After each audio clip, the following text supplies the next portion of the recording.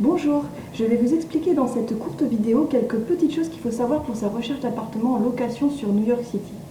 Donc bon, ces quelques petites choses, en fait, ce sont des choses vraiment fondamentales à savoir. En fait, la manière de faire aux États-Unis est complètement différente de la France. En France, quand vous quittez votre appartement, vous devez le signaler au propriétaire 3 mois avant, si c'est un non meublé, un mois avant, si c'est un meublé. Aux États-Unis, ça ne marche pas du tout comme ça. Donc ce qu'on va voir dans cette vidéo, c'est de savoir quoi prendre. Donc est-ce que c'est mieux une location ou une sous-location, si c'est mieux de prendre un meublé ou un non meublé, dans le cas si vous avez un petit budget, et le processus quand vous arrivez, donc recherche de combien de temps à l'avance l'appartement, s'il faut rechercher avant de partir aux États-Unis, et comment faire en arrivant. Pour les locations, sous-locations. Donc, je ne connais pas toutes les spécificités dans toutes les villes, mais à New York, les baux sont sur 1 an, 12 mois. Ça veut dire que vous ne pouvez pas partir de votre logement avant 1 an. Ou bien, enfin, si vous pouvez partir, on ne sait jamais, mais vous devrez payer le loyer jusqu'à la date de fin du bail. Donc ça, c'est valable pour la première année dans tous les cas. Après, selon le type de bail, vous pouvez soit prévenir 3 mois à l'avance le propriétaire, soit vous réengager sur 1 an. Mais dans tous les cas, la première année de 12 mois est obligatoire. Vous devrez payer le loyer jusqu'à la fin du bail. Donc c'est un peu plus compliqué pour ceux qui cherchent un appartement pour moins de 1 an. Mais il y a 2 solutions. Donc, soit prendre quand même un appartement pour 1 an et ensuite trouver quelqu'un à qui le louer, qui viendra rembourser le loyer que vous devez payer par mois jusqu'à la date de fin du bail. Soit trouver vous-même un appartement en sous-location à des locataires justement qui sont partis plus tôt de leur appartement. Donc le choix va se faire selon la durée. Si vous restez moins de 6 mois sur New York, je vous conseillerais plutôt de trouver un appartement en sous-location. Si vous restez 9 mois ou plus, ce sera alors plutôt la première solution, signer pour un appartement de 1 an et sous-louer ensuite votre appartement. Pour une sous-location, souvent il vous sera demandé d'avancer le premier mois de loyer et le dépôt, qui est l'équivalent d'un mois de loyer. Pour une location, c'est un peu plus compliqué. Il va falloir que vous prévoyiez un sacré paquet d'argent au départ. Ça peut aller jusqu'à une valeur de 5 mois qu'on va vous demander à débourser pour la prise de l'appartement.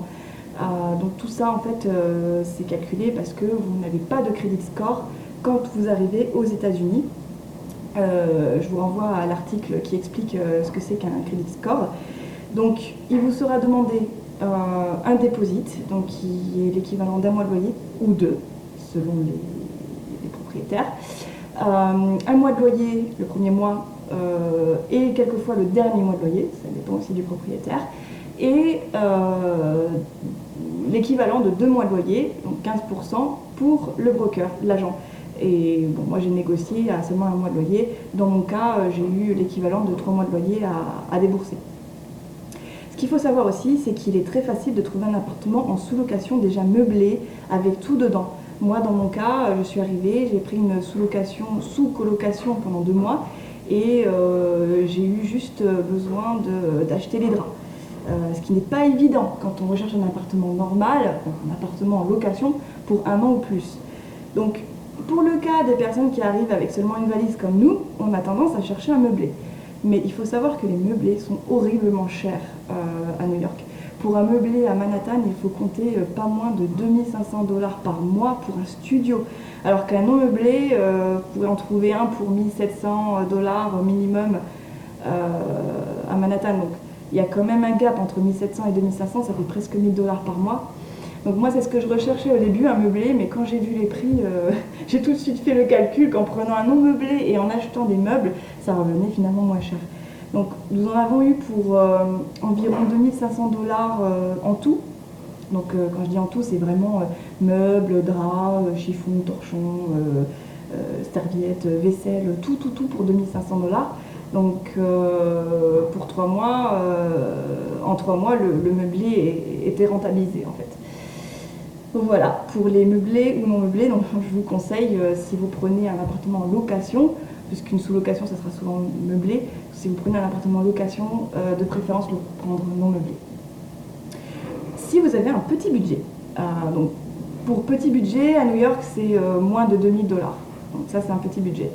Vous pouvez soit opter pour une colocation, soit pour un studio au nord de Manhattan, comme Harlem ou Washington Heights, ou dans les autres arrondissements comme Brooklyn, Queens ou Bronx, où les prix des appartements sont pas trop chers.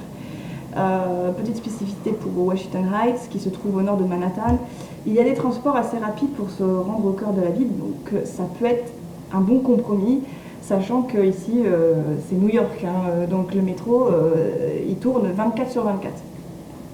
Pour la colocation, il y a deux solutions. Et ce sont les mêmes en fait que j'ai décrites juste avant, entre sous-location et location. Donc soit vous cherchez un logement en sous-colocation, donc il sera déjà meublé avec tout ce qu'il faut dedans, et vos colocataires sont déjà dans l'appartement. En fait, ce sont des locataires qui recherchent un sous-colocataire. Donc cette solution, c'est très bien si vous restez moins de 1 an sur New York. Ou soit vous cherchez un two bedrooms, qui est l'équivalent d'un T3, donc un 2 chambres, ou plus, hein, si vous souhaitez plus de locataires. Et ensuite, ce sera à vous de trouver votre colocataire, donc mettre une annonce en sous-location, recherche d'un locataire, etc. Donc ça, c'est bien dans le cas où vous restez 1 an ou plus. Ensuite, quand chercher, donc tout dépendra si vous cherchez plutôt une sous-location ou une location, mais dans tous les cas, ça ne sert à rien de s'y prendre 4 mois à l'avance. New York City, ça va très vite. En commençant à visiter sur place, vous pouvez trouver votre logement en 3 jours.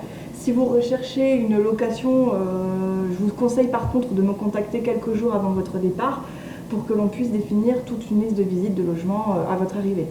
Mais bon, dans tous les cas, voilà, New York, c'est comme ça que ça se passe. On visite l'appartement, on dit tout de suite si on veut l'appartement ou pas. Ça part comme du petit pain et les appartements sont mis sur le marché seulement 1 mois avant. Donc ça ne sert à rien de commencer à chercher avant.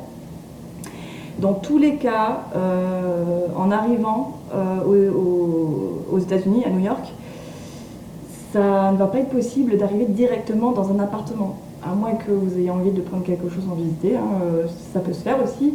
Mais ce qui se fait très souvent et donc que je conseille, c'est dans tous les cas prendre au moins 7 premières nuits à l'hôtel ou dans un Airbnb, vos 7 premières nuits. Je mets à disposition un des meilleurs comparateurs pour trouver un hôtel sur New York en dessous de la vidéo, donc allez-y. Et je vous conseille ça parce qu'en fait, pendant cette période-là, il ne faut pas oublier qu'il y a déjà 2 priorités avant de visiter les appartements. C'est d'ouvrir un compte bancaire, parce qu'il vous faut quand même des fonds d'argent ici. Et quand on ouvre un compte bancaire ici, il faut attendre 24 à 48 heures avant d'alimenter. Et de se procurer un numéro de téléphone US qui est très très pratique pour la recherche d'appartements. Donc ceci, ce sont les 2 grandes priorités. Et ensuite, vous pouvez visiter les appartements. Donc voilà, j'espère que c'est plus clair maintenant pour vous, entre sous-location, location, colocation, sous-colocation, les choix que vous avez quand vous débarquez avec seulement une valise, si vous avez un petit budget, etc. Et bien sûr, selon tous ces critères, le mode de recherche n'est pas le même. Donc, je sais que c'est pas évident, alors je vous mets à disposition juste en dessous de la vidéo un mini questionnaire avec 3 questions, très rapides à répondre, qui prend en compte votre budget, la durée, et qui va vous orienter donc sur ce que vous devez choisir, le meilleur compromis pour vous, si ça va être une sous-location, une colocation, une sous-colocation, meublée ou non, dans quel quartier, et je vous mets à disposition toutes les astuces, donc les sites pour trouver votre logement, les annonces que je recommande, les astuces pour se meubler pas trop cher, s'il faut chercher avant de partir et comment, et je vous propose mon aide pour votre recherche. Si vous êtes fixé sur une location, appartement ou maison, hein, pour 1 an ou plus non meublé, je vous conseille alors directement de m'envoyer vos besoins en répondant au 2e questionnaire ci-dessous, qui me permettra de vous mettre en lien avec mon ami broker, qui a un réseau développé à New York, qui vous préparera une liste d'appartements à visiter à votre arrivée, ce qui vous facilitera votre arrivée et qui sera beaucoup plus pratique et qui aussi ce sera plus rapide aussi. Donc pour ces frais, entre parenthèses, il n'y a pas de souci, ces frais seront inclus dans votre budget max que vous définirez en loyer par mois.